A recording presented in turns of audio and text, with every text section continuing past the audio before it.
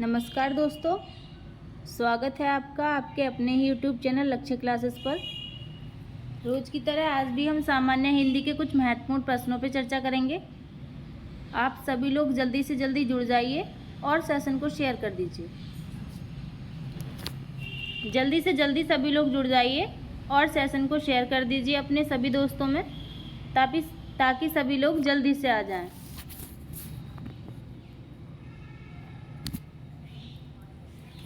देखिए, शेयर किया करो सेशन को, आपके सपोर्ट की बहुत ज़्यादा ज़रूरत है। सपोर्ट करो चैनल को ताकि थोड़ा आगे बढ़ सके, थोड़ा ग्रो कर सके चैनल। आप सपोर्ट नहीं करेंगे तो कैसे होगा। आप चाहें तो कुछ भी हो सकता है। चलिए विचार ले लेते हैं आज का विचार है, जीत और हार आपकी सोच पर निर्भर करती है। मान लो तो हार होगी और ठान लो तो जीत होगी। ये हमारी सोच होती है, मन की भावना से ही हम जीत जाते हैं। और मन की भावना है, कहते हैं ना, मन के हारे हार है और मन के जीते जीत। मतलब यदि हम खुद में मान लें कि हम हार जाएंगे या हम इस काम को कर नहीं सकते, तो निश्चित ही हम उस काम को कर नहीं सकते, हारने से पहले ही हार जाएंगे। लेकिन यदि हमने मन में ठान रखा है कि हम हार ही नहीं सकते, तो आपकी जीत निश्चित ही है कि आपकी जीत होगी। यदि आप ये ठान लो मन में कि हम हार ही नहीं सकते, तो आपकी जीत निश्चित है। ठीक है, तो ये ठान के रखो कि हम हार ही नहीं सकते। ठीक है, जीत आपको ज़रूर मिलेगी। चलिए शेयर कर दीजिए सेशन को, एक बार फिर से जोरदार तरीके से शेयर कर दीजिए भाई। चलिए प्रश्न ले लेते हैं। निम्नलिखित में से रात्रि का पर्यायवाची नहीं है। रात्रि का पर्यायवाची क्या नहीं है, ये हमें बताना है। रजनी, विभावरी, समीर या निशी। रात्रि का पर्यायवाची नहीं है पूछा है। जल्दी से कमेंट बॉक्स में आंसर दीजिएगा। प्रश्न बहुत अच्छा है। रजनी नहीं है, विभावरी नहीं है, समीर नहीं है, निशी नहीं है।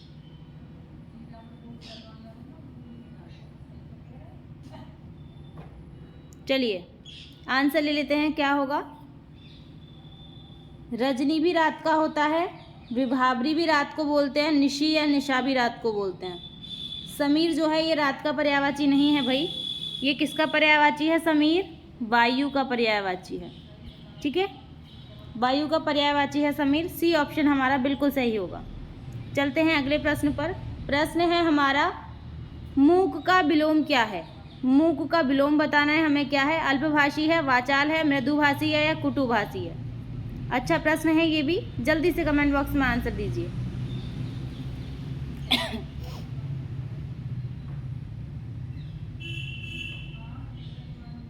जल्दी से आंसर दीजिएगा, बहुत ही अच्छा प्रश्न है। मूक का विलोम बताना है हमें, क्या होगा। चलिए आंसर ले लेते हैं, क्या होगा। अल्पभाषी नहीं होगा, मृदुभाषी नहीं होगा, कटुभाषी नहीं होगा। बी ऑप्शन हमारा सही होगा। मूक का विलोम क्या होता है? वाचाल होता है। मूक का मतलब होता है जो कम बोलता हो, जो ना बोलता हो। वाचाल का मतलब है बहुत ज़्यादा बोलता हो। ठीक है, मूक चुप रहने वाले को कहते हैं अल्पभाषी। अल्पभाषी कहते हैं भाई किसको? कम बोलने वाले को। लेकिन बहुभाषी कहते हैं बहुत बोलने वाले को। इसका पर्यायवाची बहुभाषी होगा अल्पभाषी का। ठीक है, मृदुभाषी का कटुभाषी होगा। मृदुभाषी किसे कहते हैं? जो मीठी वाणी बोलता है। और कटुभाषी उसे कहते हैं जो कठोर वचन बोलता है। ठीक है, चलते हैं अगले प्रश्न पर। ऐसी वाणी बोलिए मन का आपा खोए, और इनको शीतल करे आपहु शीतल होए। तो वाणी कटु मत बोलिएगा भाई किसी को भी, मृदु वाणी बोलिएगा। प्रश्न है हमारा, निम्नलिखित में से कौन सा वाक्य शुद्ध है। शुद्ध वाक्य हमें बताना है कौन सा है। यह व्यर्थ बात करने से कोई लाभ नहीं है। संपूर्ण देश भर में निराशा छा गई। भाई ने भाई के साथ सलाह की। कृपया प्रश्नोत्तर शीघ्र दें। कौन सा सही है ये हमें बताना है। जल्दी से कमेंट बॉक्स में आंसर दीजिएगा। प्रश्न ये भी बहुत अच्छा है।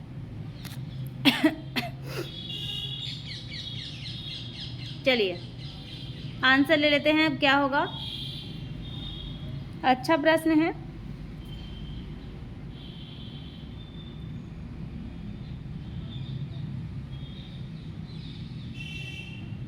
चलिए, व्यर्थ की बात करने से कोई लाभ नहीं है, ये गलत है। गलत कैसे है ये देख लेंगे। पहली बात तो यहाँ पे यह नहीं लगेगा, यह का कोई मतलब नहीं निकल रहा है। यहाँ पे क्या होना चाहिए, व्यर्थ की, यहाँ पे क्या होना चाहिए, की होना चाहिए। व्यर्थ की बात करने से कोई लाभ नहीं है, ठीक है, ये होना चाहिए, ये सही है। व्यर्थ की बात करने से कोई लाभ नहीं है। संपूर्ण देश भर में निराशा छा गई, ये भी गलत है। कैसे गलत है, जब देश लगा हुआ है, देश पूरे देश को ही कहते हैं भाई, फिर भर और संपूर्ण लगने का कोई अर्थ नहीं है। क्या होना चाहिए, देश में निराशा छा गई, ठीक है। भाई ने भाई के साथ सलाह की, ये भी गलत है। कैसे होना चाहिए था, भाई ने भाई से सलाह की, ठीक है, भाई ने भाई से सलाह की, के साथ सलाह नहीं की। डी ऑप्शन हमारा बिल्कुल सही है। कृपया प्रश्नोत्तर शीघ्र दें, ठीक है। चलते हैं अगले प्रश्न पर। प्रश्न है हमारा, विदेही वनवास किसकी रचना है। जल्दी से कमेंट बॉक्स में आंसर दीजिएगा, किसकी रचना है विदेही वनवास। अयोध्या सिंह उपाध्याय हरियोद्ध, रामधारी सिंह दिनकर, मैथिली शरण गुप्त या सिरधर पाठक। जल्दी से कमेंट बॉक्स में आंसर दीजिएगा। प्रश्न ये भी बहुत अच्छा है, विदेही वनवास बहुत महत्वपूर्ण रचना है भाई, बहुत महत्वपूर्ण रचना है ये। अब जल्दी से कमेंट बॉक्स में आंसर दीजिए, महत्वपूर्ण रचना है किसकी। चलिए आंसर ले लेते हैं एक बार। पाठक की नहीं है, मैथिली शरण गुप्त की नहीं है, दिनकर की भी नहीं है, अयोध्या सिंह उपाध्याय हरियोद्ध की ये रचना है विदेही वनवास, ठीक है। चलते हैं अगले प्रश्न पर। प्रश्न है हमारा, निम्नलिखित में से पुल्लिंग शब्द कौन सा है। पुल्लिंग शब्द हमें बताना है कौन सा है। नदी है, पानी है, इलायची है, प्यास है। जल्दी से कमेंट बॉक्स में आंसर दीजिएगा, कौन सा पुल्लिंग शब्द है। एक क्रिया लीजिए फटाफट और उस क्रिया में इनका प्रयोग करके देख लीजिए, आपको पता चल जाएगा कि कौन सा स्त्रीलिंग है और कौन सा पुल्लिंग है। चलिए, खुद से नहीं करोगे तो सीख नहीं पाओगे भाई, खुद से किया करो तो सीख पाओगे। चलिए, नदी क्या होती है, बहता है या बहती है। नदी बहती है, बहता नहीं है। पानी क्या होता है, पानी पिया जाता है भाई, ठीक है, पानी पिया जाता है, पी नहीं जाती। यही चोर पकड़ा गया हमारा, यही पुल्लिंग शब्द है। पानी पिया जाता है, पी नहीं जाती। इलायची क्या होती है, खाई जाती है, स्त्रीलिंग है। प्यास लगती है, स्त्रीलिंग है। पानी हमारा पिया जाता है, ये पुल्लिंग है, ठीक है। चलते हैं अगले प्रश्न पर। प्रश्न है हमारा, कौन सा शब्द क्रिया विशेषण है। क्रिया विशेषण हमें बताना है, इनमें कौन सा है। बहुत ही अच्छा प्रश्न है, जल्दी से कमेंट बॉक्स में आंसर दीजिए, कौन सा क्रिया विशेषण है। जो क्रिया की विशेषता बताते हैं वो क्रिया विशेषण होते हैं, याद रखिएगा। लेकिन जो संज्ञा सर्वनाम की विशेषता बताते हैं वो विशेषण होते हैं। सूर्य उदय है, नीता नहीं है भाई, ये इसे थोड़ा सा ठीक कर लेना। नीला है, नीला। सूर्य उदय है, नीला है, विगत है या धीरे धीरे, कौन सा क्रिया विशेषण है ये बताना है।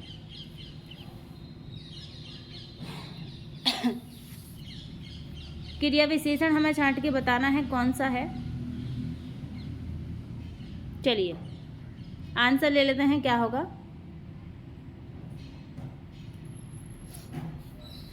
जब हमें क्रिया विशेषण छांटना है तो क्यों ना एक क्रिया के साथ प्रयोग करके देख लें, तो हमें पता चल जाएगा क्रिया विशेषण है। सूर्य उदय, सूर्य उदय के सम है, ये क्या है हमारा, क्रिया विशेषण नहीं है। नीला घोड़ा, घोड़े से पहले लगा हुआ है तो क्या है, संज्ञा सर्वनाम की विशेषता बता रहा है, तो क्या है ये विशेषण है, क्रिया विशेषण नहीं है, ठीक है। विगत वर्षों, वर्षों की विशेषता है कि वो बीते हुए वर्ष हैं, ठीक है, विशेषण है, क्रिया विशेषण नहीं है। डी ऑप्शन हमारा सही है, वह धीरे धीरे चलता है। चलता है, धीरे धीरे चलता है। चलने की विशेषता है कि वो धीरे धीरे चल रहा है। ठीक है, ये चलना क्रिया है हमारी और क्रिया की विशेषता है कि वो धीरे धीरे हो रही है। ठीक है, क्रिया विशेषण है डी ऑप्शन। चलिए चलते हैं अगले प्रश्न पर।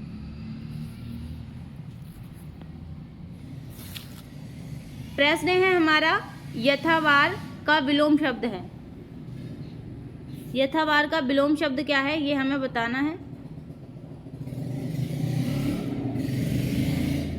भाई शब्द स्थावार है, स्थावार का विलोम शब्द बताना है हमें।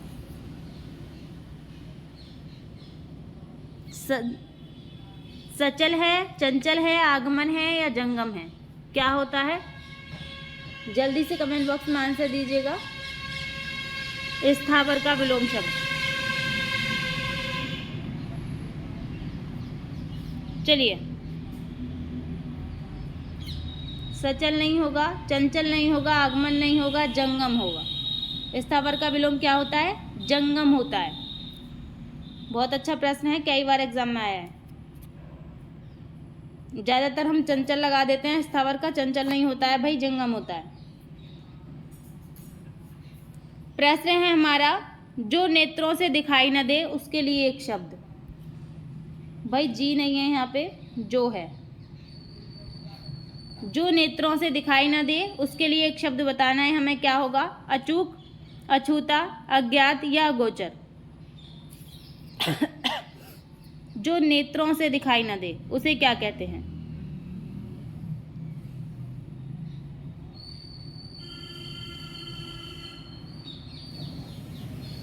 चलिए आंसर ले लेते हैं। बहुत ही अच्छा प्रश्न है ये। जो नेत्रों से दिखाई न दे उसे क्या कहते हैं? पहले वाले ऑप्शन से ही शुरू कर लेते हैं। अचूक किसे कहते हैं? जो खाली न जाए उसे अचूक कहते हैं। कहते हैं ना मेरा वार अचूक नहीं जाता, मतलब खाली नहीं जाता, मेरा वार नहीं चूकता, तो उसे कहते हैं खाली नहीं जाता। ठीक है। अछूता किसे कहते हैं? जो छुआ न गया हो उसे अछूता कहते हैं। अज्ञात किसे कहते हैं? जो ना जाना गया हो उसे अज्ञात कहते हैं। डी ऑप्शन हमारा यहाँ सही है बिल्कुल। जो नेत्रों से दिखाई न दे उसे अगोचर कहते हैं। ठीक है। अगोचर किसको कहते हैं वैसे? अगोचर शब्द बहुव्रीहि समास में आता है। भगवान को कहते हैं अगोचर, जो दिखाई न दे। भगवान कभी दिखाई देते हैं क्या किसी को? नहीं देते। फिल्मों में रोल कर लिया है, रामायण में जिन लोगों ने रोल कर लिया है, पब्लिक उन्हें ही भगवान का रूप दे के पूज रही है। वो भगवान नहीं है भाई। उन्होंने तो रामायण में रोल किया है, राम का, सीता का रोल किया है उन्होंने, तो वो भगवान नहीं है। कृष्ण लीला में जिसने कृष्ण का रोल किया है, पब्लिक उन्हें भगवान बना के पूज रही है। भाई रोल किया है उन्होंने, वो भगवान नहीं है, क्योंकि भगवान को अपने नेत्रों से देखा नहीं है। ठीक है। उनकी छवि को आप इन नेत्रों से देख भी नहीं सकते। ठीक है। चलिए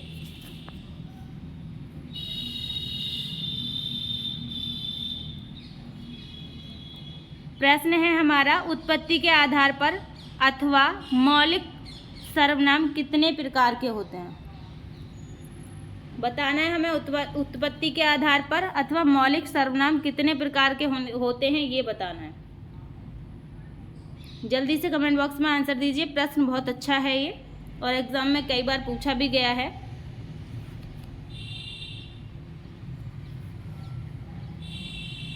उत्पत्ति के आधार पर अथवा मौलिक सर्वनाम कितने होते हैं? 4 होते हैं, 5 होते हैं, 6 होते हैं, 11 होते हैं।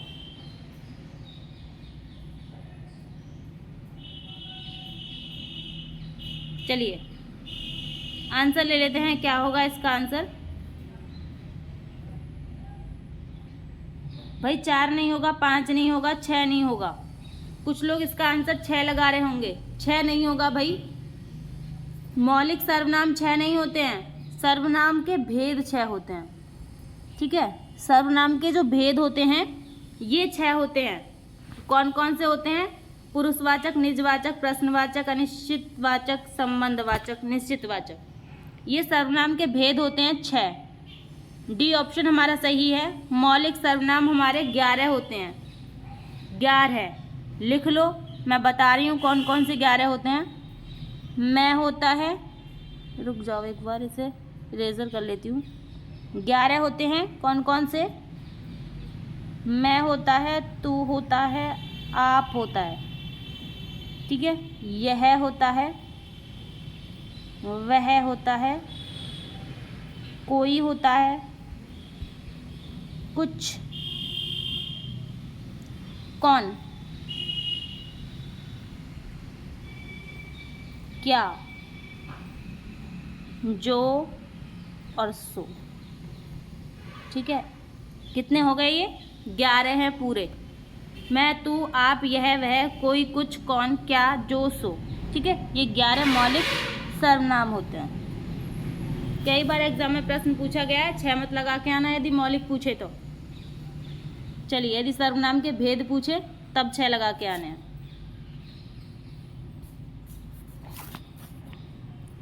प्रश्न है हमारा, बोलने वाले के लिए जिन सर्वनामों का प्रयोग होता है उन्हें क्या कहते हैं? बोलने वाले के लिए जिन सर्वनामों का प्रयोग होता है उन्हें क्या कहते हैं, ये हमें बताना है। जल्दी से कमेंट बॉक्स में आंसर दीजिएगा, क्या कहते हैं उन सर्वनामों को जो बोलने वाले के लिए प्रयोग में आते हैं। उत्तम पुरुष, मध्यम पुरुष या अन्य पुरुष, या उपरोक्त में से कोई नहीं?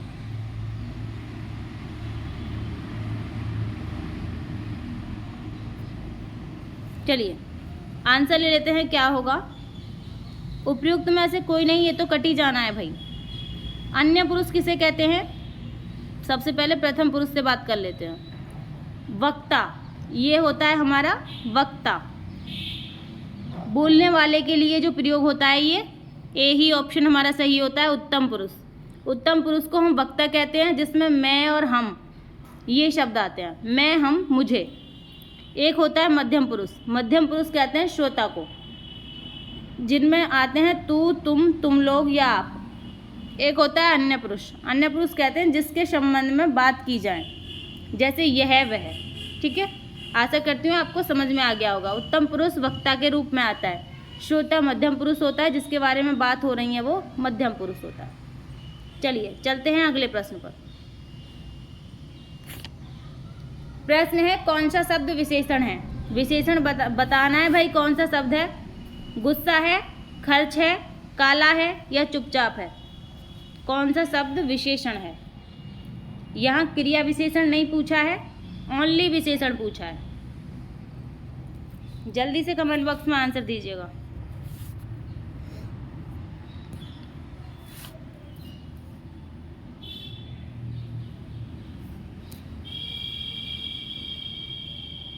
चलिए आंसर ले लेते हैं। गुस्सा नहीं होगा भाई, ये क्रिया विशेषण है। खर्च भी नहीं होगा, चुपचाप भी नहीं होगा। काला जो है ये विशेषण होगा। कैसे होगा? ये क्रिया और ये संज्ञा और सर्वनाम की विशेषता बताता है। वह कुत्ता काला है, वह घोड़ा काला है, घोड़ा काला है, काला घोड़ा। ठीक है, तो क्या होता है? काला संज्ञा और सर्वनाम की विशेषता बता रहा है। घोड़ा कैसा है? काला है। ठीक है, चलते हैं अगले प्रश्न पर।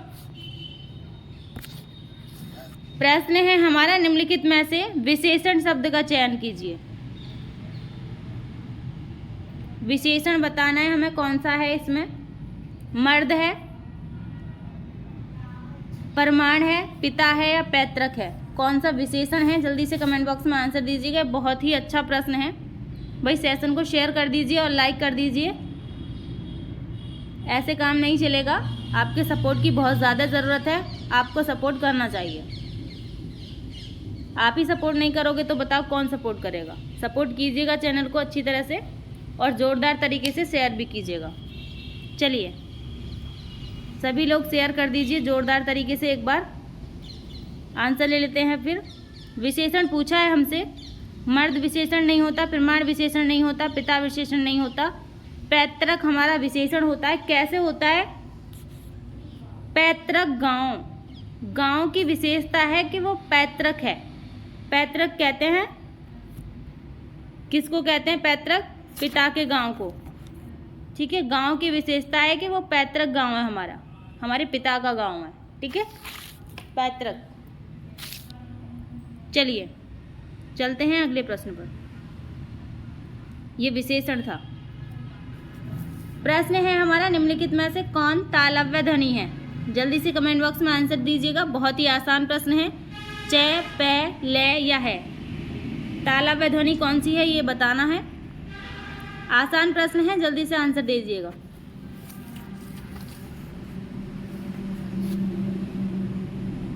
इसमें टाइम लगना ही नहीं चाहिए बिल्कुल भी। है नहीं होगा, ले नहीं होगा, पै नहीं होगा, च छ छ, च छ ज झ, ये तालव्य ध्वनि होते हैं। ठीक है, चलते हैं अगले प्रश्न पर।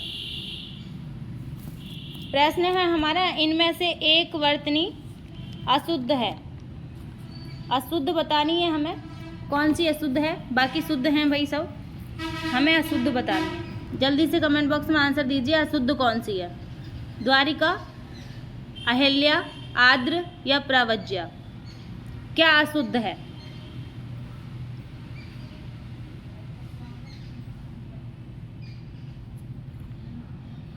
चलिए आंसर ले लेते हैं, क्या होगा इसका आंसर?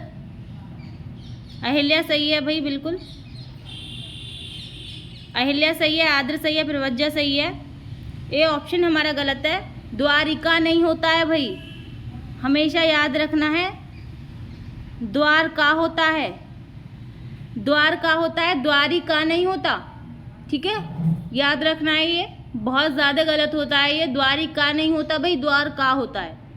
ठीक है, याद रखना है आपको। ए ऑप्शन हमारा अशुद्ध है यहाँ पे। प्रश्न है हमारा, यण संधि का संबंध किस संधि विशेष से है? बहुत ही आसान और बहुत ही अच्छा प्रश्न है, लेकिन एग्जाम में पूछा जाता है ऐसा प्रश्न। यण संधि का संबंध किस संधि विशेष से है? व्यंजन संधि, विसर्ग संधि, स्वर संधि या दीर्घ संधि? जल्दी से कमेंट बॉक्स में आंसर दीजिएगा। चलिए, अच्छा प्रश्न है, आंसर बता देते हैं क्या होगा। व्यंजन संधि नहीं होगा, विसर्ग संधि नहीं होगा, स्वर संधि होगा। दीर्घ संधि तो स्वर संधि का ही रूप है, ये कैसे हो सकता है? तो स्वर संधि होगा। यण संधि का संबंध किससे है? स्वर संधि से है। स्वर संधि के 5 भेद होते हैं: दीर्घ स्वर संधि, गुण स्वर संधि, वृद्धि स्वर संधि, यण स्वर संधि, अयादि स्वर संधि। ठीक है, 5 भेद होते हैं, वो मैंने आपको बता दिए हैं। स्वर संधि के अंतर्गत आती है यण संधि। ठीक है, चलते हैं अगले प्रश्न पर। प्रश्न है हमारा, निम्नलिखित में से कौन सा शब्द पुल्लिंग है? पुल्लिंग शब्द हमें बताना है कौन सा है। आय है, वह है, नहर है या लहर है? पुल्लिंग शब्द कौन सा है? जल्दी से कमेंट बॉक्स में आंसर दीजिएगा।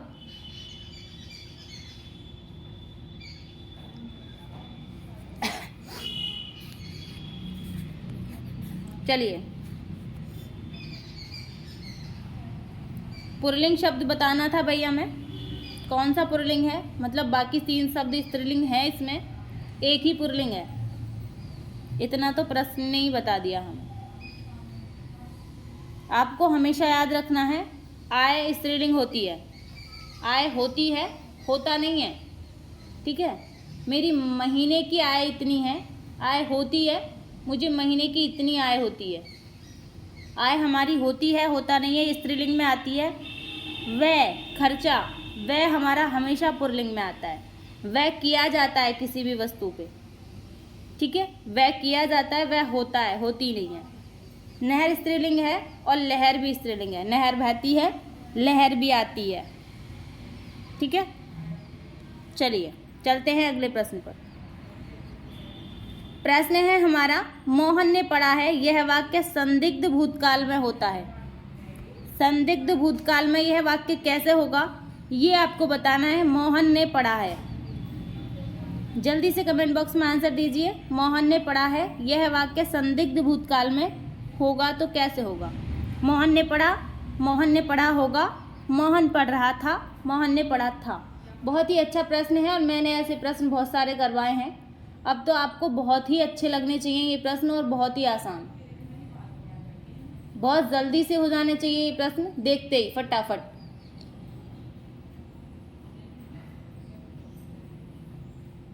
ठीक है, चलिए आंसर ले लेते हैं। अब क्या होगा? बी नहीं होगा भाई, मोहन ने पढ़ा, ये तो हमें क्वेश्चन में ही दे रखा है, ये सामान्य भूत होगा। मोहन ने पढ़ा होगा, बी ऑप्शन हमारा सही है। होगा संदिग्ध है भाई, पता नहीं है पढ़ा भी है या नहीं पढ़ा है, पढ़ा होगा। ठीक है, यही आंसर मिल गया है हमारा, ये आसन है और ये हमारा पूर्ण भूत है। चलते हैं अगले प्रश्न पर। संदिग्ध काल में क्या होता है? संदिग्ध भूतकाल में यह संदेह बना रहता है कि भूतकाल में कार्य पूरा हुआ भी है या नहीं। जैसे मोहन पढ़ा होगा, हमें पता नहीं है पढ़ा भी है या नहीं। प्रश्न है हमारा, पराधीन शब्द में कौन सा उपसर्ग है? पर उपसर्ग है, प्रा उपसर्ग है, परा उपसर्ग है, इनमें से कोई नहीं। जल्दी से कमेंट बॉक्स में आंसर दीजिएगा, बहुत ही अच्छा प्रश्न है, वन रक्षक परीक्षा में पूछा गया प्रश्न है ये।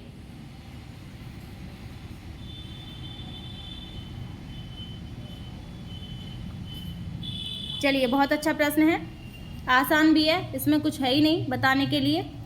पराधीन शब्द में क्या होता है भाई? बहुत लोग परा में भी कंफ्यूज हो जाते हैं, परा नहीं होता है भाई, पर होता है। ये ऑप्शन हमारा सही है, पर उपसर्ग होता है इसमें। एक शब्द होता है पराधीन, पराधीन का अर्थ क्या होता है? कई बार ये भी पूछा जाता है, जो दूसरे के अधीन हो उसे पराधीन कहते हैं। लेकिन इसमें ही एक शब्द होता है परवश, वंश नहीं भाई, परवश होता है। परवश में जो दूसरे के वश में हो उसे परवश कहते हैं, जो दूसरे के अधीन हो उसे पराधीन कहते हैं। चलते हैं अगले प्रश्न पर। प्रश्न है हमारा, गौरी शंकर शब्द में समास है, कौन सा समास है? कर्मधारय समास है, द्वंद्व समास है, तत्पुरुष समास है, बहुव्रीहि समास है। जल्दी से कमेंट बॉक्स में आंसर दीजिएगा। ये भी बहुत अच्छा प्रश्न है और ये भी वन रक्षक परीक्षा में पूछा गया प्रश्न है भाई। गौरी शंकर शब्द में कौन सा समास है? जल्दी से कमेंट कीजिएगा, वो तो मुझे पता है कि आप पहले ही देख चुके हो आंसर, लेकिन फिर भी जल्दी से आंसर बताइएगा। चलिए, कर्मधारय नहीं होगा, तत्पुरुष नहीं होगा, बहुव्रीहि नहीं होगा, द्वंद्व समास है। कैसे है द्वंद्व समास?